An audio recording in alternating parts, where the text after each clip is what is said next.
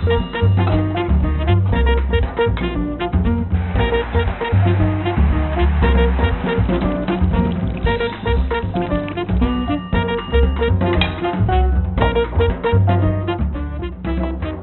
got my man Randal Hill with me today on another episode of Chopping It Up with Buck.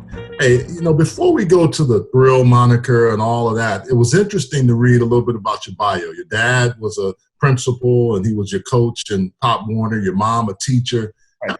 Some history there because, you and I spent some time at beIN Sports and you were really quiet when we were just kind of in there watching. I mean, really thoughtful, and I don't think people see that side of you. But I can see from your parents' upbringing a lot of that coming into play. Yeah, a lot of people know me for being, let's just say, notorious on the field from all the antics and all the celebrations and stuff. But, I come from a very disciplined family. My mom is she was a elementary school teacher. My dad was a high school principal. My wife's a doctor. Everyone in my family is, are very, very educated and believe in the academia. So, football was just a side note for me, so to say. I wasn't, my parents gave me everything I needed to be successful. Not everything I wanted, because if I did, I would have had to buy me a Ferrari. But they gave me everything I needed to be successful and go to college. And they were about graduating and graduating on time. That's why I was able to graduate in 4 years from the University of Miami. But, and I try to stress to the young guys that, yes, football is great.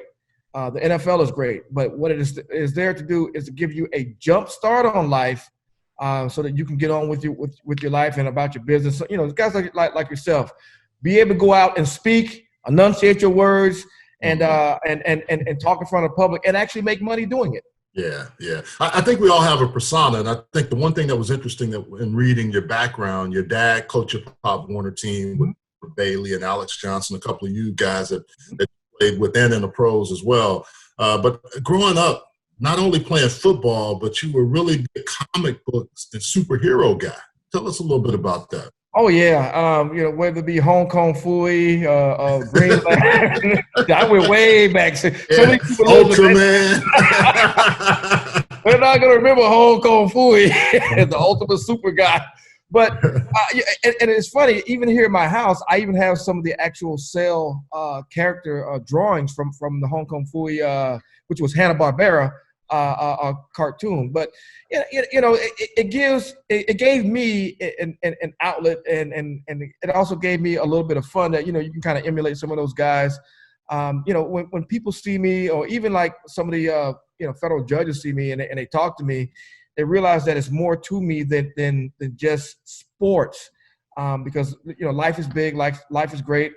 If you can just grab everything, grab all entities by the hands and just grab and run with it.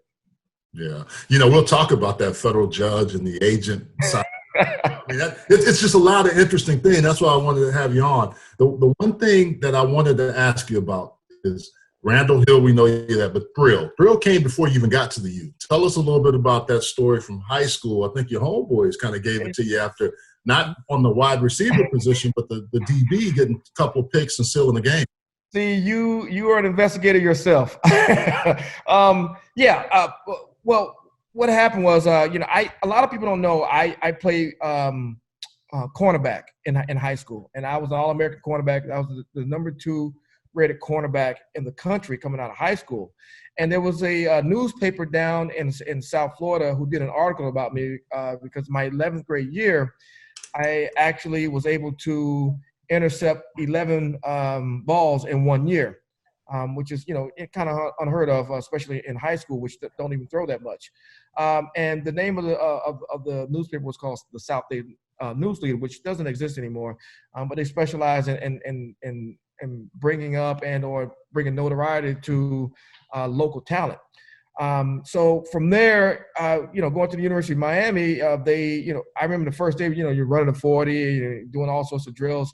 One of the senior classmen and Jerome Brown and Melvin Bratton, they referred to me as Thrill because they had read the article. And I'm like, okay, well, I guess I better live up to this name. But again, coming out of high school, going into college, and I try to teach a lot of these young guys to understand that you have to learn how to cope with change. Change is inevitable, and being an All-American defensive back, and then all of a sudden, literally one day, Jimmy Johnson just looking at me and saying, "Okay, Randall, do me a favor, go play wide receiver," and put me behind Michael Irvin, Brian Blaze, and Brett Perriman. Those guys were great, but you have to learn how to cope and embrace change. Now you talk about those guys. Y'all had a lot of talent at the U. I mean, we all know that we've seen the articles. We saw you guys winning a couple of national championships. But what do you remember most about stepping on that campus, moving from DB to a receiver, and then the characters that were on that team? Because I don't think people realize I got to know a lot of you guys during our time in college and the pros. I don't think people realize how hard you guys worked as a team and how much you competed. But what are some of the other things you remember about your teammates, like Jerome Brown, Michael Irvin, and some of the guys you mentioned? Well, these guys, it wasn't just winning games, and I didn't understand that. Actually, let me back up. I was first indoctrinated into their style of competitiveness when I was running track. I had already signed to go to the University of Miami. And, you get into the big meets like, GMAC, regional, and even state. And, you had Jerome Brown, you had Tolbert Bain, Brett Perriman, Melvin Brad, these guys coming down. And they asked me, well, I'm getting ready to run the 220. And they asked me, so, okay, how far are you going to win this race by? And I said, no, I'm going to win the race. And they said, no. How bad are you going to, beat the guy? I said, no, I'm going to win. He said, no, you don't understand. You signed to go to the University of Miami. Therefore, you have to win by a certain amount of yards. It's not good enough to win a race. These are true stories. And they say, okay, well, you have to win the race. Okay, give us some yards. And I'm like, okay, I'll win by 10 yards. And, footnote to that, another reason why besides them expecting me to represent the University of Miami that way, they were actually taking bets up there, and the guys were not taking any bets unless they gave them yards, kind of like a point spread. So these guys were characters. But even playing games, if we didn't cover the point spread, we looked at it as a loss. That's how these guys were, and I'm like, you have to understand what back then what representing the University of Miami and representing South Florida was all about. You had to get style points, kind of like Miami Vice, all about that style. Well, you bring up a great point. I don't think people realize how competitive Pop Warner football is in Dade and Broward. I know growing up in Texas, we had the same thing, but some of the things, it's legendary, some of the guys that have coached in those areas that have watched you guys grow up. So I think what you bring up is a really fascinating point. But I think that's why when you talk to people from Miami, whether it was Howard Schnellenberger, or Jimmy Johnson, or even Dennis Erickson, that 5-county area that you guys have of Broward and Dade. You grew up in Dade, I think. But tell us a little bit about those 5 counties and how much football and how much talent is in those areas. Oh, yeah. You have a large conglomerate of talent. If you look at the NFL today, those areas, Dade County, Broward County, Palm Beach County, even Monroe and St. Lucie County, you're going to see that they are well represented in the NFL, and it's because of the competitiveness. It's because the great weather down here. You can work and train all day. Now I'll debate with people all day and twice on Sunday about Texas. Now Texas, compared to South Florida, I think that Texas has a better system. And I just believe that. I think that we may have better athletes from what we're able to do. But as far as the system in Texas, there's bar none. There's no comparison. You got some Texas stadium, high school stadiums that are bigger than college stadiums. So I respect Texas for that. That's why even if you look at during the University of Miami glory days, Jimmy Johnson always had a conglomerate of guys from Texas, whether it be Kevin Williams, Jesse Armstead, Jonathan Harris, Charlie Farms. Carl Farms. And Randall, the good thing, I'm glad you bring that up. Jimmy Johnson was from Port Arthur, Texas. I was born in Beaumont, which is Golden Triangle at one point was an area in the mecca of Texas football. Now it's moved all over. But Southeast Texas, to your point, I can remember the fascination with – I got recruited by Miami. Hubbard Alexander recruited me after you guys played Rice. Y'all beat the doors off of Rice. Or junior before we got to school. So I'm going to see you guys afterwards. And Michael Irvin's walking around with a big old medallion, playmaker. I can remember in Bennigan's. And Hubbard was like, these are our guys if you want to be a part of it. So it was interesting to hear my guys that ended up from Texas ending up there with you guys in Miami. Yeah, the guys from Texas, they actually have – you guys have the same mentality too. I mean, the want, will, or desire to win games and be the best. Yeah. And I think it's funny how Jimmy ended up going to Miami, then to Dallas as a head coach and getting all those guys. And I'll say this, the one thing that I can remember about Miami players is that y'all had a respect for people that beat you guys or competed with you guys. And I remember UCLA in 84, 85 at the Fiesta Bowl ended up beating Miami. And ever since then, I can remember talking to Miami guys about, okay, y'all got us. Not that they would bow down, but, hey, we respect you, and it was a mutual respect. I just want to ask you about that 1990 Cal game when you kind of came out. You know, everybody started knowing about Randal Hill. You was firing guns, and every play you got up and did that. And there was some backlash, but you and I talked about this. I love to hear your side of that story because I think people don't really realize how excited you were when you were playing in that, getting an opportunity. Yeah, it's in retrospect, you look back and it looks like, you're taunting your opponent and it's bad sportsmanship. But even, talking to guys who I played against before in the past, they said that they wish that they could do some of the things that we did. It wasn't directed at the opponent. It was the Miami style, okay? Mm-hmm. And if you look at historically what had happened was we had won the national championship the year before. And Dennis Erickson was trying to tone things down, and we came out that very first game and we were flat, and we got our butt handed to us by BYU of all people, of all teams. Mm-hmm. So the seniors got together and we said that, we got to go back to the old Miami ways. We got to go back to what got us here, because at the end of the day, it doesn't matter what people are saying. What matters the most is that we're winning national championships. The 305 fans are out and supporting the team, and we can all have fun on the field, and we'll party all the way back. Well, so that was the start of it. Now that 91 Bowl, the same state of Texas that you have a lot of respect for, mm-hmm. The tunnel. I mean, I can remember this as clear as day because I had some boys on that Texas team, and you guys beat the brakes off of them. But tell us a little bit about that. I think there was some background to that as well. I think during the week of the Cotton Bowl, it kind of led to that. It kind of came to a head because, again, we had the Cal game where, we cut up, and there were some other games where we cut up, and Dennis Erickson wanted us to be on our best behavior. So we put on our choir boy outfits, and we were on our best behavior. But as you know, when you have a bowl game or bowl week, it's a celebration, and you have a lot of fun, and you go to a lot of events with the opposing team. So we go into some of these events, and they're doing a lot of talking, and some of the people from the state of Texas are doing a lot of talking. And it's just so funny that we're looking at each other like as a team and saying like, okay, they don't understand. We created this. It's often duplicated. It's often resembled, but it's never completely duplicated. So what happened was when we got to the stadium, Robert Bailey, Jesse Armstead, and Michael Barrow, these guys said, you know what? We need to remind them who we are. And so when we came out of our locker room, we literally stood there and waited on it.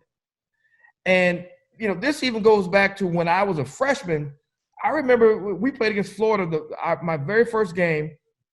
And, they had, Emmitt Smith. They had Kerwin Bell. They had Jarvis Williams. They had Louis Oliver. They had everybody. And I saw some of our players, and I'm a freshman. I'm like, okay, these guys are crazy. They literally stood in front of the University of Florida's locker room and told them that they were not allowed to go in their own locker room until we were ready. And I'm like, okay, all right, these guys, they got a missing link somewhere. But now turn the time back up, to the Cotton Bowl, it just came to a head. Now, the whole thing with the tunnel and I will take the blame on it now. Now I'll say it's my fault, even though on the 30 for 30, I said it wasn't my fault. But what had happened was everybody was having fun, but me. If you look at that game, I didn't get one ball thrown to me the entire game. Everybody's celebrating, everybody's dancing, everybody's doing the Miami thing, the 305 thing. So, we would have, let's just say, many riots in the huddle before each play. And, the quarterback was threatened many a time during the course of the year. So, I told Craig Erickson that if he didn't throw me the ball, there was going to be some bad things that were going to happen to him, like blunt force trauma to the skull. So, of course, I was one-on-one, and you can't play one-on-one with University of Miami receivers. And it was just a pitch and catch, and that tunnel belonged to me. Yeah. Well, the accumulation of that was getting drafted by the Miami Dolphins, being a first-round pick. I think the 23rd player pick. Yes, sir. And, when you look at that, you go to Miami, you hold out. When you finally get there, after one game, Don Shula decides to trade you. What was it like when you got that news that you were being traded? Well, yeah. Here's the whole background, because a lot of people said that it was because I held out. But if you go back and you look, and I just believe in evidence, and we'll talk about the evidence part of me later. The Dolphins had 5 preseason games. I played in 4 preseason games. One of the games that they played in was actually in Japan, so I didn't really miss training camp because I played in 4 preseason games. But the backstory was going into that year, one of the leading receivers, Mark Clayton, he was not really expected to play because he had a previous neck injury. But if you look at that very first game that I did play with the Dolphins, we played against Buffalo in Buffalo, and he had close to 200 yards receiving. Okay, we don't need Randal Hill because Mark Clayton just had 200 yards of receiving. So, I was traded. It's part of the business. I was traded for a first-round draft pick and $1 million. I went out and played in Arizona, but I was able to come back and play with the Dolphins for 2 years and then finish up in New Orleans. Yeah, that's what I was going to find. What I found interesting is coming back to Miami. How was that?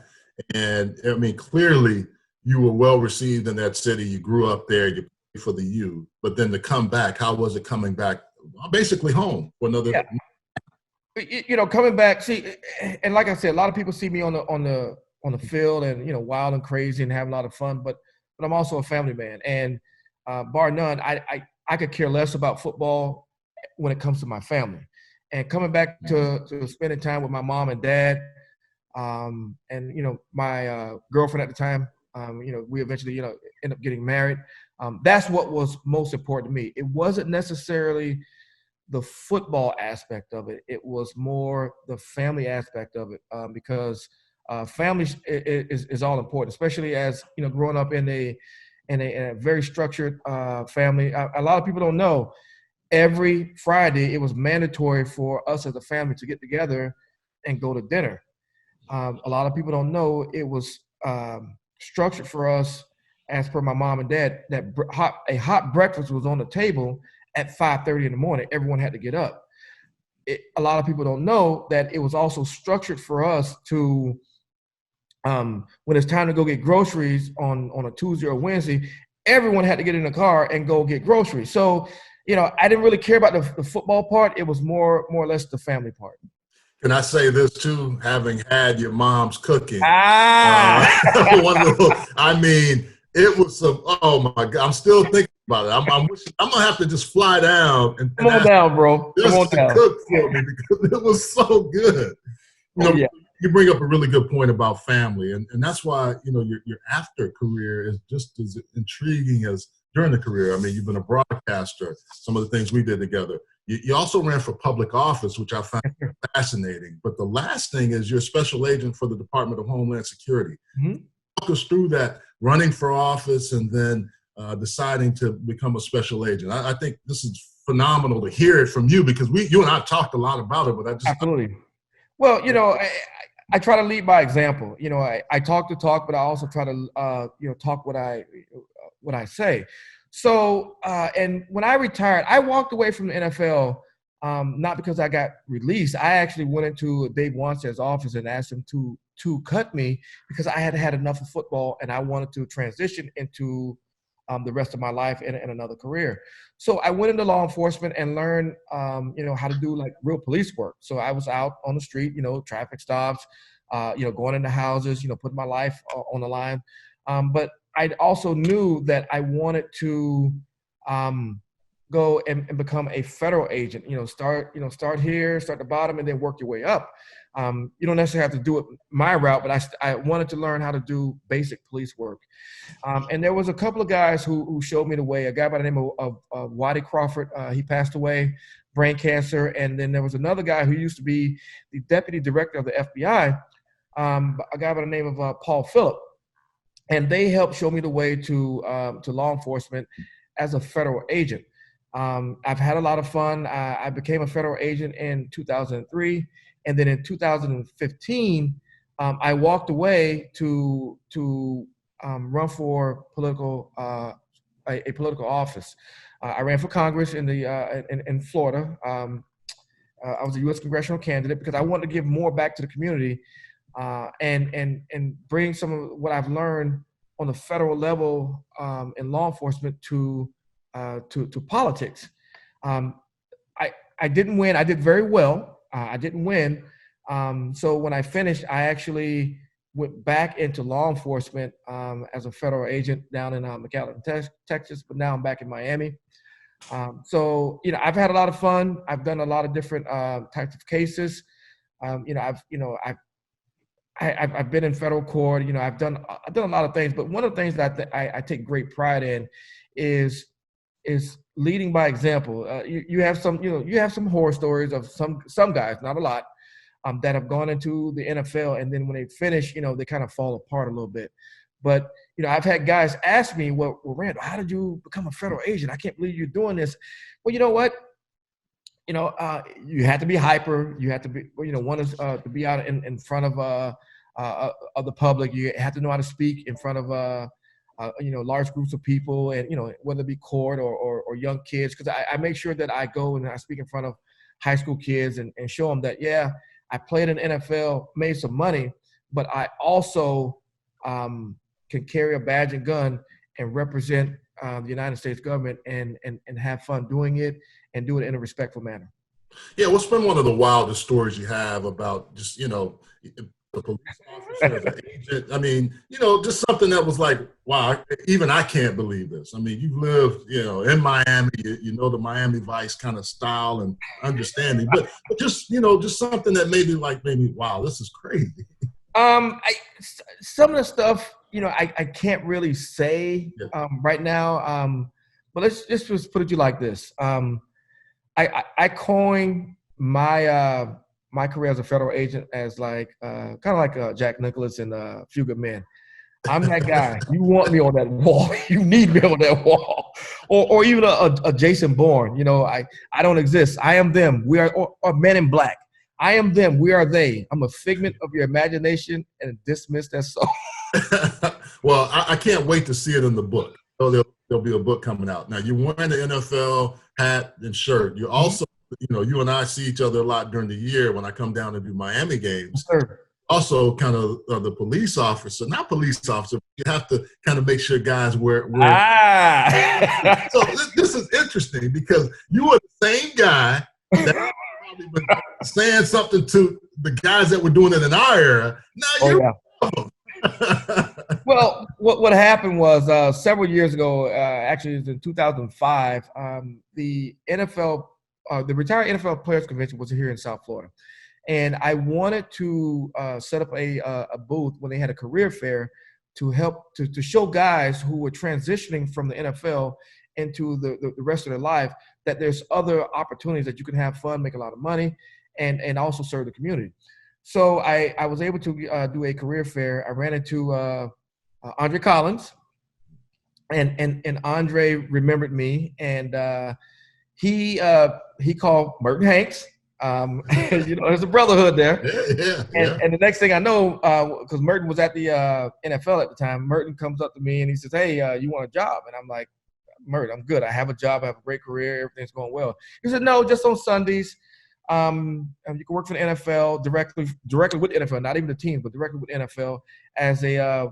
Some people call us the fashion police." I'm like, "Fashion police in the NFL? What is that?" So basically, what I do is make sure that the players are dressed properly on the field, and they're representing the NFL in a proper manner. Currently, right now, my direct supervisor is Akil Coed. Great guy. Love working with him. I love what I do because people still see me on the field in a different manner, and I don't care how hot it is. It's usually I'm coat and tie, and they recognize that I'm the fashion police, making sure that guys are dressed properly on the field. So the other thing, I mean, the big thing with that too, you do a lot of broadcasting in the Miami area. Mm-hmm. One of the questions that always comes up: why has the U fallen off so far, and what is it going to take to get it back there? I mean, you've been pretty vocal. I mean, when that position was open, you and I both thought, and we talked about it through text. Butch Davis, one of those times would have had a chance to come back. Butch Davis, now, for all of you that don't know, is at Florida International, doing quite well, by the way. Who beat the University of Miami. Exactly. But that's the one thing that I'm intrigued by when I look at Miami. Why can't they get back? Being an alum and a guy that knows that program really well, tell us why that hasn't happened. Well, I think that, first of all, times have changed. So you have to change with the times. If you don't learn how to cope with change, you're going to fail. And, footnote to that, or actually a little side note is there's 3 reasons why you go to school: learn how to learn how to get along with society, and learn how to cope with change. And I still think that the University of Miami is struggling with learning how to cope with change. When you have young guys, young adults, and tomorrow's leaders who are going into collegiate athletics, you have to understand their mentality. And most of these guys, as you know, they think that before they've even played a down in the in college, they think they're going to play in the NFL. Well, that's wrong. And if you can get the right guys with the right mentality, and if you look back historically, Jimmy Johnson didn't necessarily recruit talent. And people always say how talented we were. No, we had speed, but our talent level was not as high, or it was not as good as other universities. But what Jimmy Johnson did was recruit individuals who refused to lose. Jimmy Johnson recruited individuals who believed in, like what Dr. King said, the drum major instinct, the want, will, and or desire to be the best, with a couple with refusing to lose. And that's what Jimmy Johnson did. If you look, we didn't have a lot. I think the highest back then was like a 5-star or 6-star. We didn't have a lot of those players, but we had guys who, kind of like guys who, they packed the lunch pail. Okay, let's go to work. And you were not going to outwork the University of Miami. You were not going to out-physical the University of Miami. You definitely weren't going to be faster than the University of Miami. And I think that's how we won games. Now, I think a lot of the recruiters now down there, they're recruiting, okay, they get caught up in this. Okay, well, this guy's a 7-star. This guy's a 10-star. I don't care. What I care about is guys like Russell Maryland, who wasn't even recruited at all. He became the first pick of the draft. Guys like a Bill Hawkins, people don't even know he was a first-round draft pick, but white guy who worked hard, who went out and became an All-American. Guys like Alonzo Highsmith, who played defensive line. Jimmy Johnson moved him over to running back and or fullback. These are guys guys like Gino Torretta, who nobody paid attention to, but worked his butt off and won the Heisman. These are guys who I'm mentioning that were not necessarily highly recruited, didn't have a high star rating, but they refused to lose and they had the right mentality. Yeah, I think one last thing for me about Miami is watching you guys practice. I had the good fortune of coming out there between my sophomore and junior year and really watching you guys work, hanging out with a bunch of you during that time. One thing that I was impressed with, like you said, the speed, but the competitive nature of every single practice. Like, you had to compete. What was that like when you look at that compared to when you got to the league. Because I don't think college teams can beat pro teams, but I think the mentality of getting you ready for the pros, Miami is a great proving ground at that time. Okay, let me explain. Let me give you 2 stories on that. All right. The first scrimmage, I remember we had brothers on the team, Benny Blaze and Brian Blaze. Benny Blaze been an All-American. I want to say he's in the College Football Hall of Fame. Brian Blaze, second round draft pick, did well out in Seattle. The very first scrimmage that I saw Benny Blaze come off the hash mark and lay his brother out, and they had to call the ambulance to pick him up off the field. That was his brother. Let me say that again. Let me say it slowly. That Benny would take your head off. I mean, exactly. he wake up wanting to take your head off. So that was his brother, and I remember them wheeling him off the field, wheeling Brian off the field on a stretcher, and Benny Blaze just looking at his brother and said, "Okay, you'll be okay, eggshell." That's one story. Another story. I remember a guy getting injured. He had a compound fracture of his leg, and the coach saying, "We don't have time to slow down. Move this up 10. We have a game to play." This is what the mentality was at the year. I can't tell you how many times I was thrown off the field because I'm getting into fights with my roommate who I grew up with and Robert Bailey. So, but, we would shake hands, say, "Hey, listen, we'll fight tomorrow. Let's go get something to eat." Yeah. That's the mentality that you have to have if you want to be the best. Yeah, I don't think people realize the alpha dog mentality, and what I always like about that, and I tell people that at UCLA there were about 35 guys during my 4 years that ended up playing in the pros. A couple of Hall of Famers, some that played a long time, some that had a cup of coffee. But it taught me from an early age, I'm not ready to play. I'm not going to get on the field. I don't care how talented I was in high school or wherever else. Man, it's always good to catch up with you. Any last-minute thoughts or last closing thoughts you have for us? Because we really have enjoyed just spending this time with you. I think it's always good to get the background stories of understanding what happens in people's lives, but I'm glad you could be on. Any last shots or thoughts that you have for me? Well, interesting enough, and this is gonna be some serious stuff around here, especially when the media finds out about this. As a matter of fact, you are the first to hear about this when it comes to media outlets. My daughter, as a matter of fact, I'm gonna wait. Don't go anywhere. Watch this. You're gonna think this is like kind of humorous. I want you to see this. What does that see? You see where she's going to school? She's going to the University of Florida. You wait till the media hears about that. Got a gator in the house? Oh, got a gator in the house. I'm so proud of my daughter. They do all my kids. They do well around here, and they're definitely smarter than me. 1480 on the SAT, 5.0 GPA. But University of Florida offered her more than University of Miami. And so when you talk about my pockets, I got to take care of my pockets too. But yeah. So what's your daughter's name again? I want to hear your daughter's name and where she's going again. Her name is Alea. Yes, okay. I created that name, Alea. Alea Hill going to University of Florida. She's probably going to follow both of my kids. I got one sitting next to me that's really shy. She's kind of quiet. But yeah, she's gonna go to the University of Florida. She's probably gonna end up being a doctor, like my wife. And all my kids are smarter than me, and that's how it should be. Because times have changed, and they have these outlets, and they have all the tools. It's funny. You call me, and my computer. I didn't even have a computer ready. So my daughter has a computer, a nice Apple computer that I don't even have. So I'm on her computer. We give them all the tools to be successful.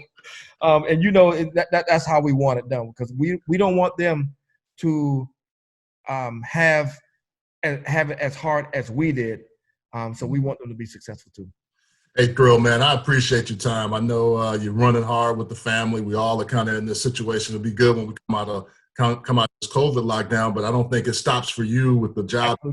Appreciate you, and tell your wife, who's like mine, much smarter than me, and the kid got that from her, and tell everybody hello. And next time I come down there, I want good food from your mom. I'm telling you. Tell Bob, thank you. Come on down, bro. You're welcome here anytime, bro. All right, chopping it up with Buck, Randal Hill, Thrill, Randal Hill, Thrill. Let me see. Hey, can you fire it off for us? You still got it? One more time. All right, Thrill. Good talking to you. Thanks. You got it, bro.